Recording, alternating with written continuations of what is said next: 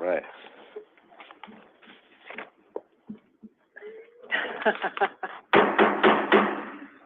We'll go ahead and call the Finance Committee of the Cook County Health and Hospital System to order. Will the Secretary please call the roll? Director Deere is absent. Director Harrington? Present. Director Robinson? Present. And Chair Ryder. Present. Here. Ryder's here. You have a quorum. All right. Do we have anyone? So we don't have anyone trying to participate remotely, so we'll go to public testimony. Well, let me first announce that the next regular meeting of the Finance Committee is scheduled for Thursday, April 11th, 2024 at 10 a.m. Do we have any public testimony? We did not receive any registrations nor any written. All right, thank you. Then is there anyone here who hasn't registered that would like to speak for public comment? No one's raising their hand. Okay. We're going to first go to, we're next going to go to our action items. The February 15, 2024 Finance Committee meeting minutes. These were approved by the board at the February meeting, but are being presented for the committee's review and discussion if necessary. Are there any corrections that need to be made to the minutes? Any corrections or additions to the minutes? Any corrections or additions to the minutes? Hearing none, I would accept a motion to accept item 3A, the February 15, 2024 Finance Committee meeting minutes. A motion's been made. Is there a second? Second. Motion's been made and properly seconded. Any discussion on the motion? Hearing none, all those in favor signify by saying aye. Aye. Aye. Opposed? Let's have it. All right. We're now going to go to action items under the Chief Procurement Officer. So approaching the microphone is Charles Jones, a noted F1 fan. Charles, this is going to be another one of those extensive months on contract procurement items. We're going to have a lot of people present, I assume? Yes, sir. Okay. As always. Doctor. I was being facetious. Yeah, I know. Okay, all right, so we're clear. 13 items. Do you have anything you want to, introductory before we jump into them? Yes, just very quickly. Again, good morning, Charles Jones, Chief Procurement Officer for Cook County Health. We have 13 items before you today. All 13 require responsible letters from the Office of Contract Compliance. We have 6 back and 7 are in process.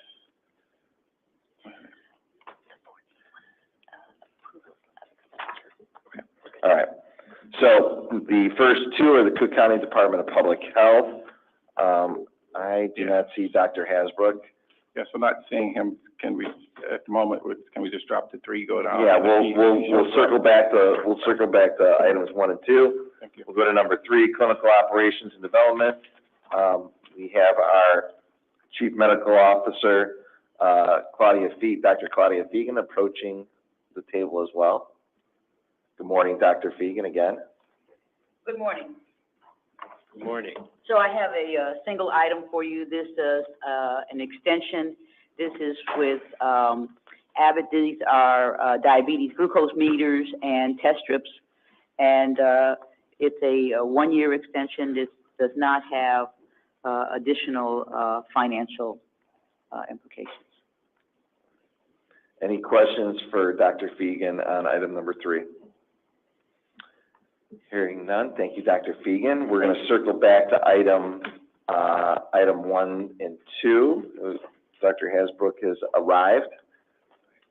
Good morning, Lamar. Good morning. Apologies for being a little bit tardy here. All right. I have 2 items for your consideration. They're both grant funded. The first one is to execute a contract. The vendor is University of Illinois Chicago, UIC, and they'll be providing population health surveillance assistance with our population health surveillance program. Fiscal impact, $856,000. It is a sole source, so essentially we have something called the Chicago Health Atlas, which we've shared with you all before, the public-facing database that has over 175 health indicators, allows for folks to search it by zip code, et cetera. This vendor and this contract is for them to help us really evaluate how well it's working, how folks are using the evidence base to move things forward, kind of sustainability issues, and other evaluations. So it is sole source because they have proprietary software that houses the atlas, and they'll be doing some tailored TA for us. Happy to take any questions. Any questions for Dr. Hasbrook on this item? All right, go ahead, Okay. Lamar. Great. And the second one is also grant funded. It is to execute a contract. The vendor is Beyond Green Sustainable Food Partners. They're going to be conducting audits and providing technical assistance and coaching for our departments that have been engaged in a good food purchasing program that we presented to you before. This is a sole source because they're the only vendor that's really has a unique combination of skill sets to do this for us. And you may recall this good food purchasing program is really focused around healthy, sustainable, health equity approaches in procuring food for, I think it's $4.5 million food spend that we have with the Sheriff's Office, Cook County Health, and the Juvenile Temporary Detention Center. So they're going to be helping us move this forward. All right, great. Any questions for Dr. Hasbrook? Hearing none, All right, thank you. All right, moving along to request number 4. We've got Craig and Angela. Angela's, looks like she's taking it. All right. Angela O'Banion, our Chief Information Officer. Good morning. Morning. The item before you, you approved the purchase of the software and services in this transmittal. If you recall, these services replace our prior FQHC Consult solution. Oracle Cerner was one of multiple vendors. We are bringing it back before you because your approval was for a new contract with Oracle Cerner. And for efficiencies, we instead would like to amend the existing Oracle Cerner contract. The scope of the services and the total spend remain the same as your prior approval. Okay. Do we need to do anything to rescind the approval of the last one, or this will take care of it? I would assume this is, Charles, approving this one would undo our prior approval, and this would supplant that? Yes, sir. Okay, all right. Great. Thank you. Thank you. Any questions? None. Okay. All right, we're going to go to request 5 through 9, Operations and Development. Our Chief Administrative Officer, Operations Development, Craig Williams. Good morning. First one I have is Kaizen Health. It's an increased contract for $12 million. So through the remainder of the contract period, which ends 6/30/25. Kaizen provides transportation services. It kind of across 3 lines of business for us. They do all the county care transportation benefits for county care members. They help with discharge transportation. We've also expanded their services to address the new arrival population. So they've been doing, historically, since September of 22, they've been doing follow-up transportation across CCH. And then in this past July, we expanded with the request of the county and the city to add shuttle buses, which would provide the transportation for healthcare from the shelters to Belmont-Cragen. Just that program alone is about $3 million increased spend per year. So that's really, the growth in this contract has really been around utilization of the services as well as the shuttle services. Any questions on that one? Joe? Yeah, I have a question. Sure. Have we or have they undertaken any customer service surveys to establish how the people that are being transported perceive their services? You know, not that I'm aware of. Let me talk with John Prendergast about the ability to do that. In full disclosure, outside of the shuttle buses, these are transactional kind of Uber Lyft transportation. You know, so I just have to understand our ability to do that. Okay, thank you. Sure. In the survey, could you also include the question about wait time for pickup and retrieve? Because historically, that's been a very big issue with the population with this type of transportation? Sure. Yeah, let me find out what the capabilities are, and then, and even if we can isolate for the Kaizen, directed transportation, what their Uber scores are, Uber and Lyft scores, let me find out about that. No promises, but you're gonna investigate it. Yeah, Great. All right, great. I promise to follow up. Yep. Hill Fire Protection is an extended increased contract for $600,000. It's a 12-month contract extension from 10/1/23 through 9/30/24. And Hill provides our fire control system testing as well as our fire extinguisher inspections. And we're currently working on finalizing an RFP, which will be posted soon for these services. Vi Patel is a consultant that we have funded through a grant, and we're asked to extend and increase the contract by $149,000. It's a 12-month contract period, 1/1/24 to 12/31/25. And this consultant is responsible for the management of our Title X family planning database, the billing management system, data entry, and quality assurance around this program. Enercon Limited, there's two projects with Enercon. The first is an execute contract for $2,061,000 through CIP. It's a 36-month contract, 5/1/24 through 4/30/27. And this is to provide engineering design services for upgrades of our powerhouse mechanical systems at Stroger.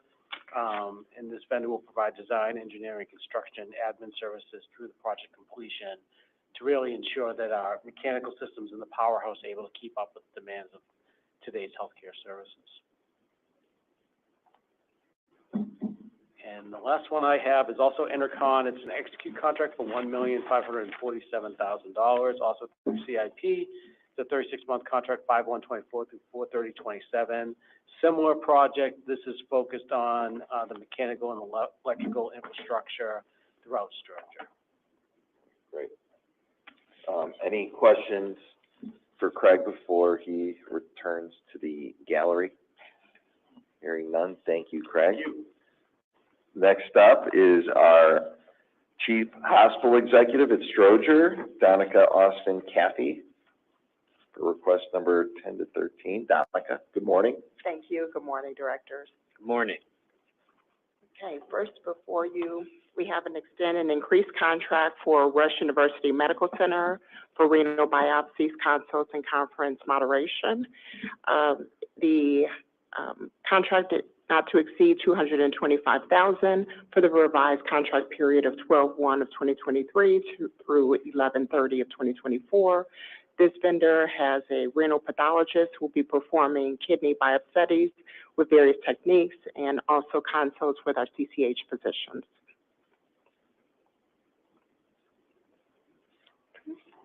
Next, we have an extended and increased contract with Radiometer. They will provide reagents, consumables, equipment lease, and warranty for 6 of our blood gas analyzers. The not to exceed $149,000, revised contract period 1/1/2024 through 6/30/2025. It's 6/30/2024.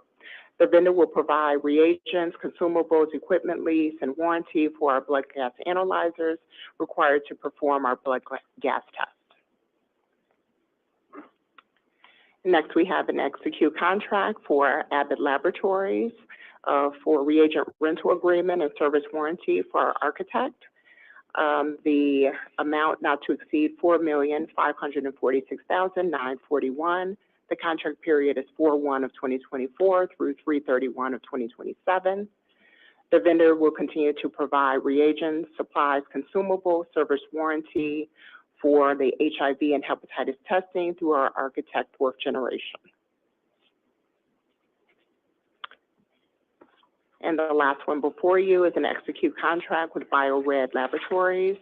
This is for our BioPlex 2200 system and reagent rental agreement. The amount not to exceed $693,908. The contract period of 2/1/2024 through 1/31/2027. This vendor will provide us with the Bioplex 2200 analyzer for use of our immunology and serology testing. This is a sole source contract because the analyzer is the only one available through this vendor. Any questions? All right. Any questions for Donica? All right, thank you. Thank you. And Chair Ryder, Jeff McCutcheon is going to be presenting the next one in place of Catania Norwood. All right. So we've had, so Charles, we got 14, not 13. Well, 13 contracts and, well, we have 14 total, yes, but 14 is an expenditure item. Okay, all right. I just want to make sure that we got the record clear on it, so thank you. All right. Jeff? Good morning, Jeff McCutcheon, General Counsel. This is a request for payment for 3 vendors. This dates back to a moment in time when the federal government stopped providing the COVID vaccine for free, and we had to immediately buy vaccine from the 3 different vendors who provided it. And so it's just simply a request to pay for that initial purchase for each of the 3 vendors. Okay. Any questions for Jeff on item 14? All right. Hearing none, I would accept the motion to approve item 4A, contract and procurement items containing request number 1 through 14, subject to completion of review by contract compliance. So moved. Is there a second? Second. Any discussion on the motion? Anything that you need to add, Charles? No, sir. All right. Hearing none, all those in favor signify by saying aye. Aye. Opposed? You guys have it. All right. Next item is a report emergency purchases. I believe there's one being presented, Charles. Yes, sir. For the month of February, we had one emergency purchase that was issued on February 13th to extend and increase the contract. To provide a contract amendment to extend the contract period by 6 months and to increase the not to exceed value by 1.13 million. Original not to exceed was 500,000, and the maximum not to exceed would now be 1.637. This is for the vendor to provide urgent hematology oncology services for the Department of Medicine. Tandem Group LLC is the vendor. Any questions on this item? So what's going to happen when this contract, this is an emergency, so we won't need these services afterwards, or somebody's going to provide the services? So we're actually very close to the finish line with other tertiary centers to actually provide a service agreement and staff in for that. So this was kind of a temporary stopgap all along. We're basically there, I think, with one of our tertiary neighbors. So there's a good chance we may not need to use any of this, but we're not there yet. So we just want to have this in our back pocket in case. Thank you. Any other questions? Hearing none, thank you, Charles. All right, thank you. All right. We just had an NBWB report a couple weeks ago, so we're holding that till our next meeting. Yep. Next up are items under the Chief Financial Officer, Pam Casara. Good morning, Directors. Thank you, Chair. Yep. Good morning. So the first item before you is to receive and file grant awards renewals. Since we did just meet recently, we only have one carryover. Department of Health and Human Services carryover for the Healthy Start Initiative in the amount of $224,824. Any questions? Any questions on that item? All right. Hearing none, I would accept the motion to receive and file item 5A, the grant award related item. So moved. Motion's been made. Is there a second? Second. Any discussion on the motion? Hearing none, all those in favor signify by saying aye. Aye. Opposed? You guys have it. All right. Transfer funds. Yes. Next item before you is a transfer request in the amount of $13,479,000. You can see there on the left, we're taking it from registry service funds at Stroger, and on the right, transferring those funds to two departments under the Office of Administration. The first is to the Office of Research, so that they can do a temporary staffing contract to be able to bring folks on to ensure the smooth transition of the Hectone, people that are providing the grant services there. And then the second one is to transfer some funds to HR, who under budgeted last year at this time for the services that Deloitte and Slalom are providing. So we need to transfer some funds there. And this is based on a projection that we're not going to need those funds in registry. Correct. So That's not a bad thing. no. And as That's Bina reported last month, they have been driving down the nursing agency that they're using, both in terms of dollars and hard number of FTEs as well. And so we've projected out, and that is what we anticipate at this point. Okay, great. Thank you. Mm-hmm. Any questions on this, on the transfer? All right, I would accept the motion to receive and file item 5B, the Cook County Health transfer of funds. So moved. Motion's been made. Is there a second? Second. Motion's been made and properly seconded. Any discussion on the motion? Hearing none, all those in favor signify by saying aye. Aye. Opposed? The ayes have it. All right, now we're up to the January financials, Cam. Let's Yeah. have them. All right.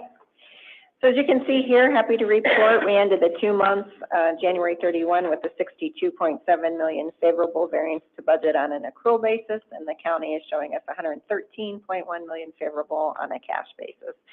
So this is comprised, as we've reported previously, favorable revenue on the favorable variance on the revenue side. Can we just annualize these numbers for the rest of the year and call it a day? We would hope, right? Yeah.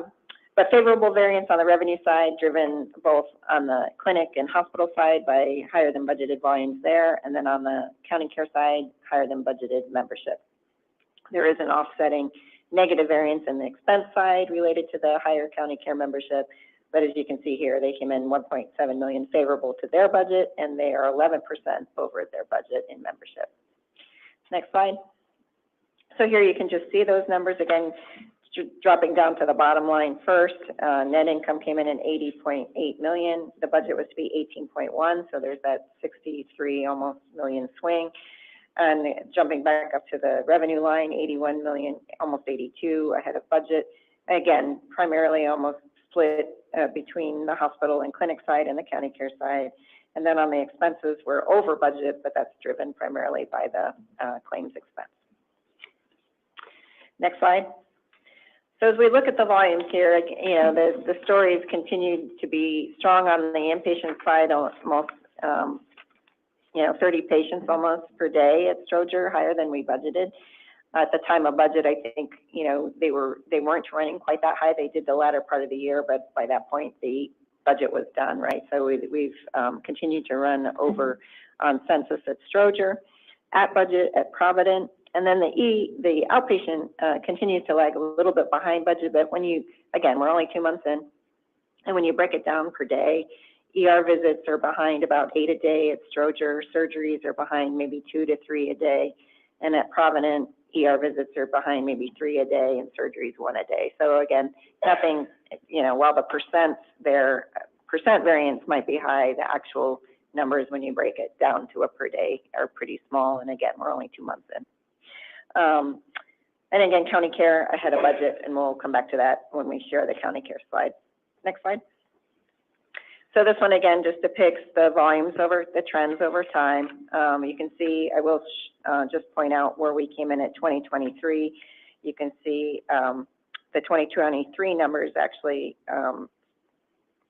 pretty consistent, a little bit higher actually than some of the couple of years, but pretty consistent across all years. Next slide.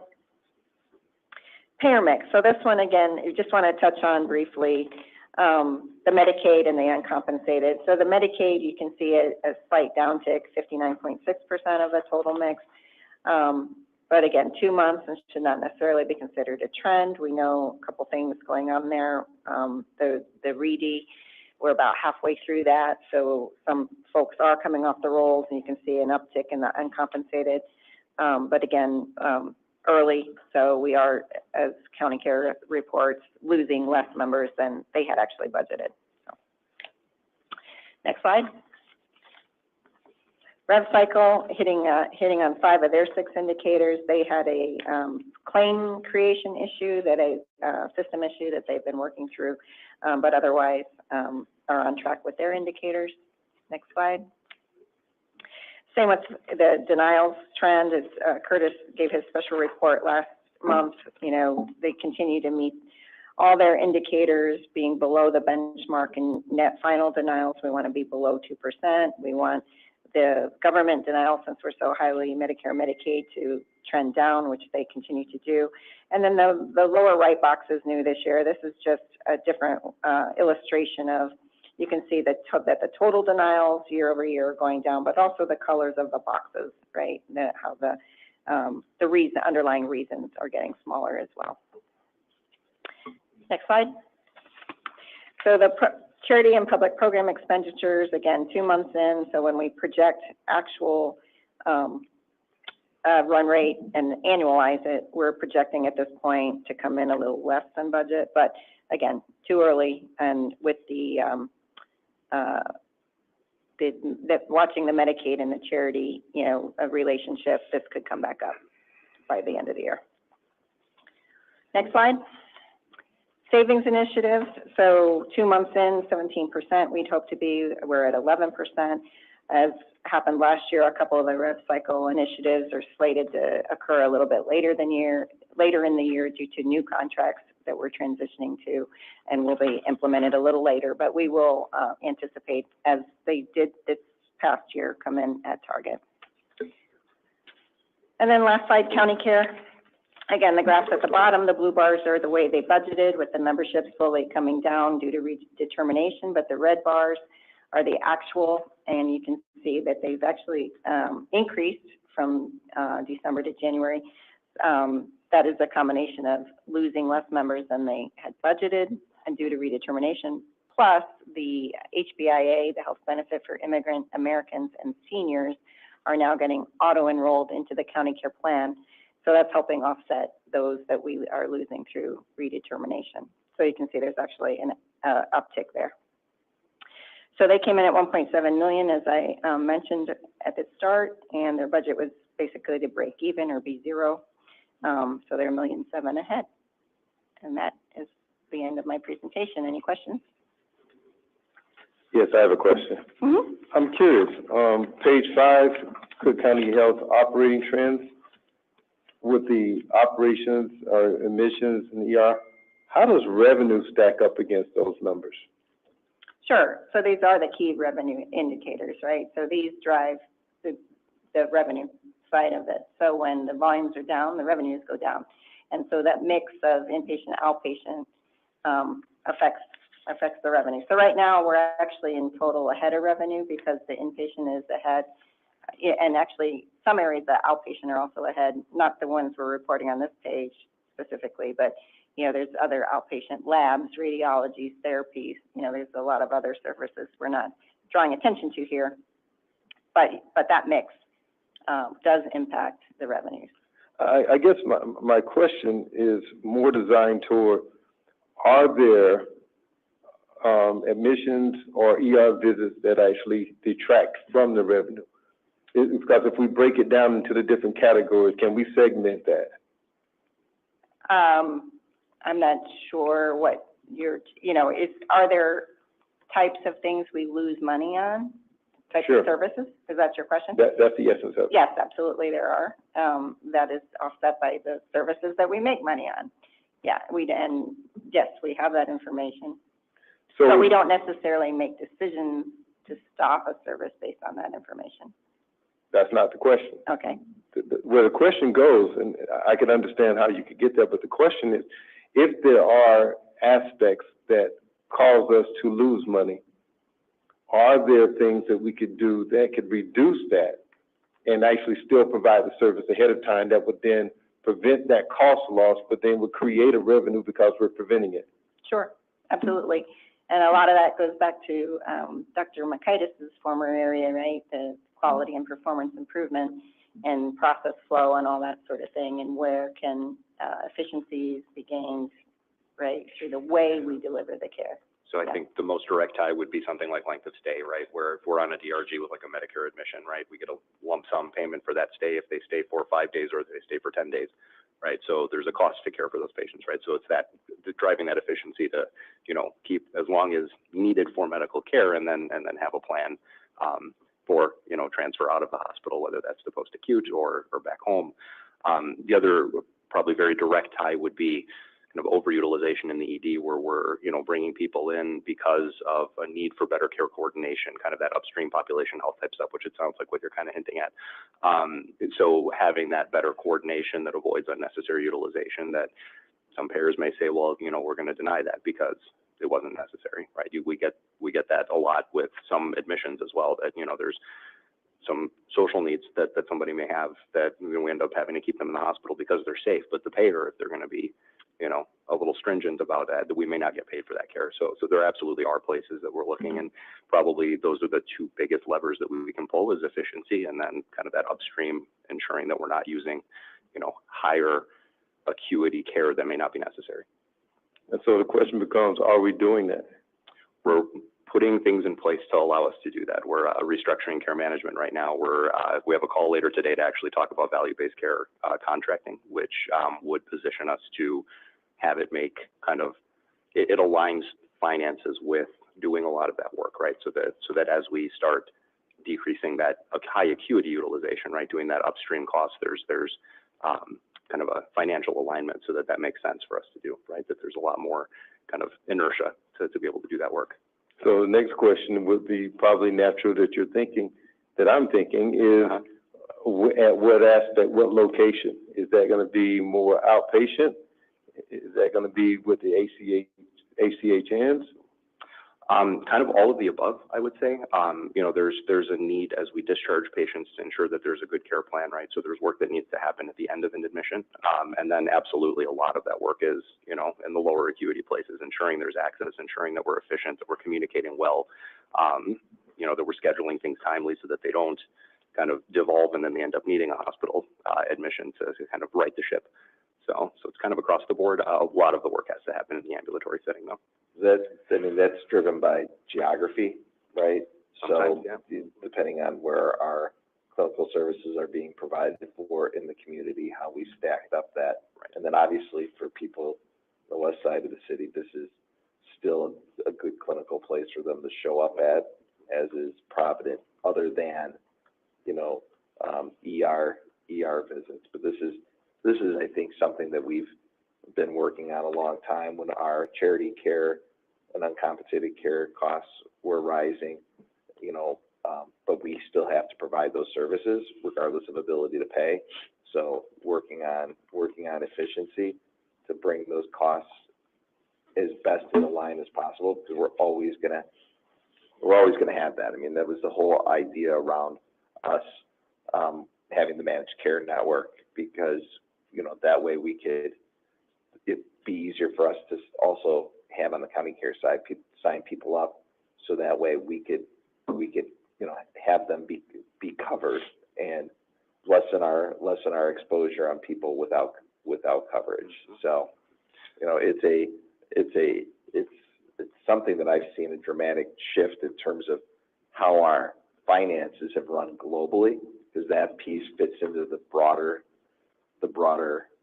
piece. And I'm glad that I've gotten to be on this arc of things needing to be structured differently, and then seeing it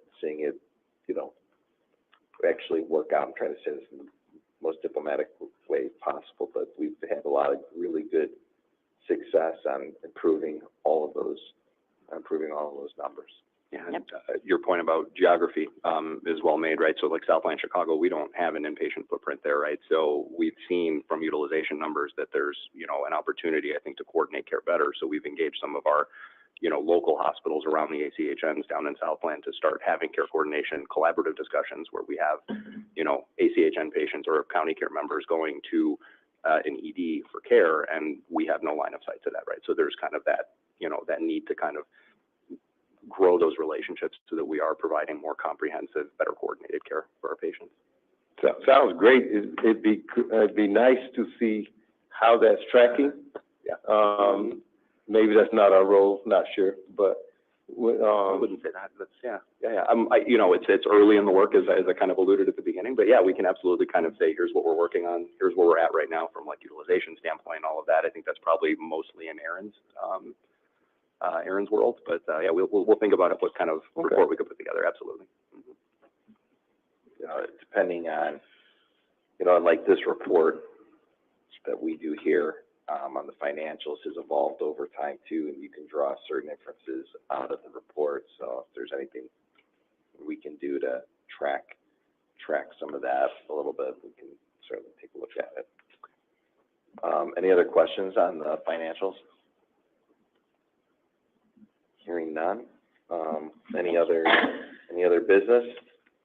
If not, we've exhausted the agenda in record time, and we are adjourned. Wrong hand. I was kind of like,